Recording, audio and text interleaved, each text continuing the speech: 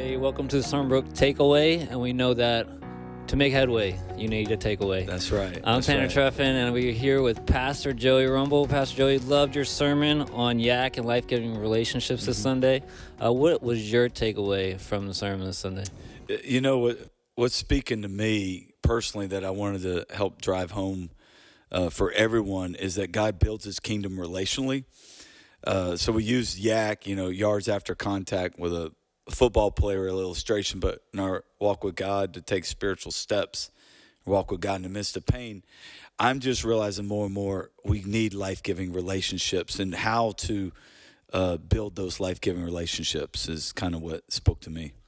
Yeah, I loved your illustration that you do up there with Just Heath on the stage, showing what yak is, yards after contact. And I don't know, I think Patrick Mahomes might be jealous of the spin move you do up there on the stage. I'm sure he wouldn't be with that. He sure came through with a high ankle sprain and won the Super Bowl. That was pretty awesome. Yeah. Shout out to the Chiefs. Oh, yeah. My takeaway is that for life-giving relationships, we all want to be known. That really just impacts me. And to be known and to know others well, you need to be a good listener. And so more and more, I am trying to grow in that ability to be a good listener, because it impacts everything. It impacts marriage, it impacts work relationships, friendships, family. It's huge to become a good listener. So what's some tips that you have to kind of grow in that life-giving relationship there? Yeah, to be known, the good listener. You had that illustration that you gave us with solar when you were in getting your teaching degree with the. I think the S was what was the S? Square up. Square up. Not to fight, Yeah, but yeah, to listen. Yeah, to square up. And what was the O? O is having an open posture. A lot of times you can kind of look a little angry, if you got your arms crossed. Right. So if you open up, it just looks a little more friendly. L was to lean in. You don't want to. You want to show that, wow, this is so interesting. Now I'm going to lean in and pay real close attention. And then the next one?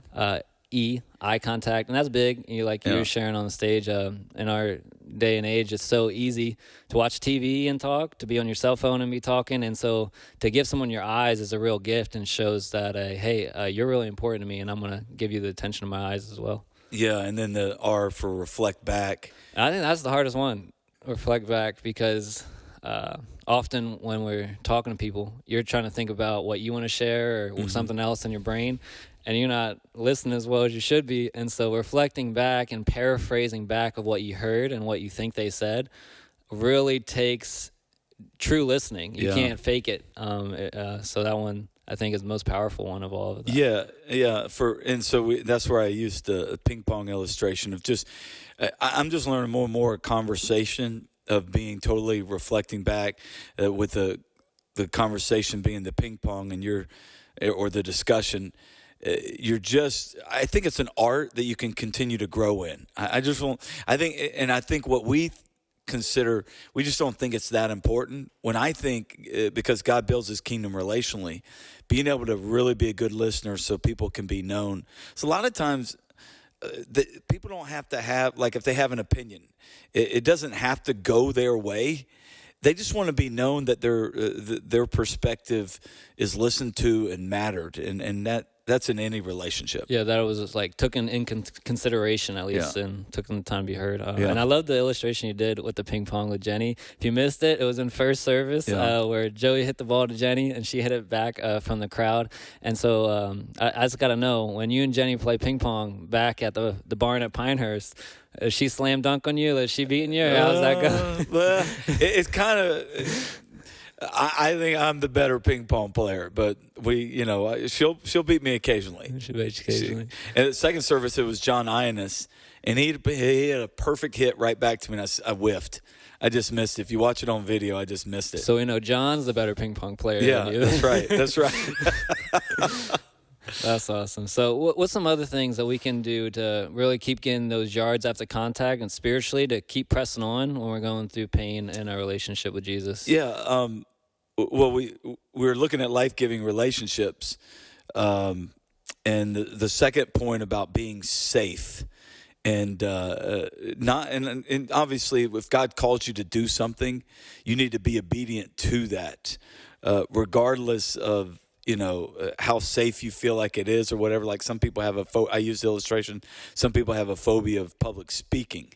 But in that, if God called you to do it, you need to do it and be obedient to it. What I'm leaning into on safety is emotionally, physically. Like if you're speeding and your parent, if you're a teenager, your parent gets upset with you. Hey, you don't need to be speeding. They're concerned about your safety. That's important, but also understanding you have a desire to be safe, and whatever other relationship, they have a desire for safety as well. So you're looking, the golden rule, do as unto others as you'd have them do unto you, from a relationship with God. I think it's just important to understand that you go to God to meet your needs first, and then you value other people's needs to minister to them as well. So let me practice a little solar listening here, and let me try to reflect back on what you just said. All right. So what I'm hearing is that when you're in the car and your spouse or your friend or whoever's telling you slow down, and you're thinking they're being so just frustrating and controlling, like how dare they tell me what to do?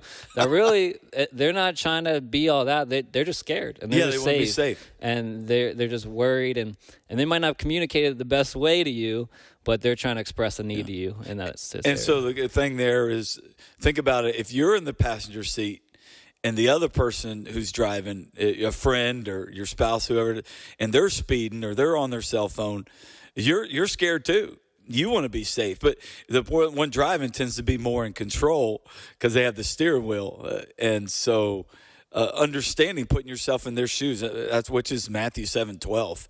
I really believe. So if you know what those key needs are, like to be known and to be safe, it kind of gives you like a compassion to know where they're coming from and why they're reacting the way they are. Is that I think so. I that's where it really helps me when I realize, I have these needs, but you have them as well. And everyone whether it's our coworker relationships, our friends, classmates, if we're married, spouse, kids, grandkids, whatever, they all have that need. So I feel like it lowers the playing field. It kind of helps you say, this is attainable. I can succeed at life-giving relationships because I have this need and you have that need. So I can say, okay, what would I want someone to meet that need for my life, and try to do that for the other person as well. That's so good. So let's get personal here a little bit. In these two needs that we brought up in life-giving relationships of to be known and to be safe, has anyone, or can you think of any example of where someone has really met those needs? Anything they did significant or special that they showed that they really wanted to get to know you, or they made you feel safe? Yeah, Jenny, my wife, we were just out for lunch, and just the conversations we had. We're recording this on Valentine's Day, so we were out for Valentine's lunch, and we were just chatting about some of our earliest Valentines. Remember the first year I gave her a flower, and the second year it was this little plastic candy deal with some candy, and it was a see-through plastic little bear, and she remembered that. So it was like, man, this matters to her, that I felt known. I felt like she had and this remembered that, but we had conversations about it where we kind of reflected back and forth on that. So that's good. I think the other piece, it's so important with this, is to remember the big win here is if you realize God is the only one that can meet this need perfectly. So you got to go to the Lord first to get that need met. And then from that, you love him in return because he loves you and he's there ministering to you. And from that, then you're able in a healthy way to strive to help people be known, help people be safe. But you're known by God, and that God cares for you being resting and safe in his arms. Yeah, that's huge. I think of... when you think about God's character, that one of the things about God is his omniscience, that he's all-knowing, and that he's the one that Psalm 139 talks about, that he formed you in your mother's womb, and that he's like known you from the creation of the world. And so when I think about no one understands me, no one gets me, I'm just different, and you feel like you just are having those intimacy of friendships or relationships you want, that in your prayer life, you can go to God knowing that you are fully known by God in your deepest way. Even in all your sins, all your struggles, all your fears and failures. And the thing is, he doesn't just know you, and he's not disgusted by you and hates your guts, but he delights in you. Like, God, why? If you know me that well, I am shocked that you would give your life for me and to die for me. And I think that shows the fullness of God's love, that he would know us in that fullness of a way, but still choose us and pursue us in that way. So right. So being assured of that and in that close walk with God, then you carry that into your relationships, even with your enemies, even with the people that you struggle to get along with. You carry that kind of close, intimate walk with the Lord of being known like that. And then from that, you're more healthy, not perfect. You're not going to get it perfect, but you're more healthy to help people be known, that they have value and that they can be safe, helping them, making decisions that help them to be safe when those opportunities present themselves. So I think that's the key. I think it's huge. So for the congregation listening, people online listening, any final thought, encouragement of how they could walk better in life-giving relationships? Yeah, so the biggie is remembering, and we're going to look at 3 more of them this coming week, but remembering that these desires that are common for everybody, to not forget them. So the 2, to be known and then to be safe, that you one of the biggest things is not to forget it.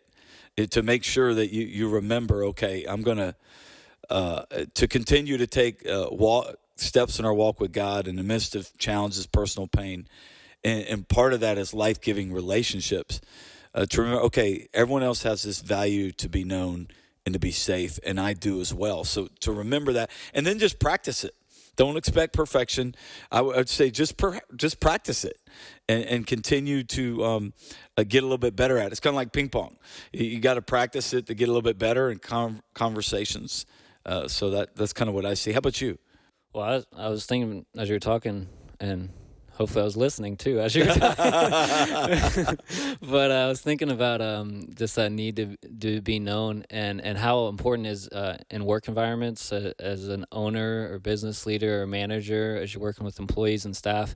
One thing I think you do really well as the leader of our church here and me being on staff is it's not just work, but I also feel like you deeply care about us and that you want to know us and know what our passions are, what our dreams are, what our fears are, what we're going through in our family life. And in some ways you do that is we just have fun together. Sometimes we go out and play a little can jam or a cornhole or some things like that, or we go on retreats as a staff and kind of get away together and just find together to be known. And so that's important if you want to build that culture of meeting people's needs on your team, that you show them that kind of care and that you want to get to know them as well. So good job. Thank you for caring for me. Oh, thanks for sharing that.